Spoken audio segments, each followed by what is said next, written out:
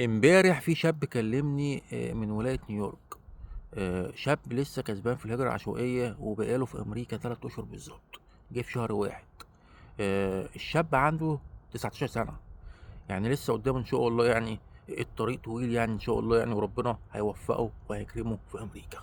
الشاب تعبان جدا في ولاية نيويورك، تعبان جدا جدا جدا، يعني بياخد في الساعة $12 قسما بالله. شغال في مطعم يعني، ومش لاقي شغل، والدنيا مش مظبوطة في نيويورك. وانا حذرته وحذرتكم جميعا من الاخر كده. اي حد كسب في الهجرة العشوائية اسمع الكلمتين دول من الاخر. يمكن ابقى كلامي صح مظبوط، ويمكن ابقى غلطان على فكرة يعني، ماشي. لكن انا واحد صنايعي، وبيلف عليا صنايعية من كل الولايات يعتبر يعني، وبنقعد نتكلم مع بعض وبنعرف الاسعار وكده وكده وكده وكده. آه، وانا قلت لكم قبل كده بلاش الولايات الغاليه في بداياتك، بلاش الولايات الغاليه في بداياتك، لان هتتعب جدا فيها.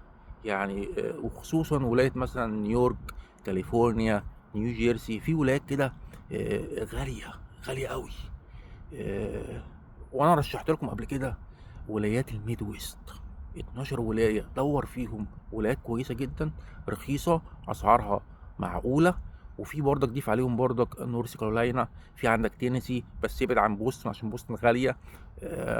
وفي عندك فيرجينيا، يعني في كام ولايه كده كويسين في البدايات، ولايات رخيصه. انت كده كده هتتعب في امريكا في اي ولايه في البدايه، لكن في ولايات مش هتتعب فيها قوي، الولايات اللي انا ذكرتها لك دلوقتي. فدي نصيحة مني بقى، عايز تاخد بيها خد بيها، مش عايز تاخد بيها خلاص على راحتك يعني، يمكن ابقى صح ويمكن ابقى غلط، ماشي. لكن بعد كده لما تقف على رجلك عايز تروح اي ولاية فيكي امريكا، في ال50 ولاية روح عادي، روح نيويورك، روح كاليفورنيا، بس اقف على رجلك الاول، ماشي. وربنا يوفقكم جميعا باذن الله يعني، ويكرمكم جميعا، وانا بحبكم جدا جدا جدا.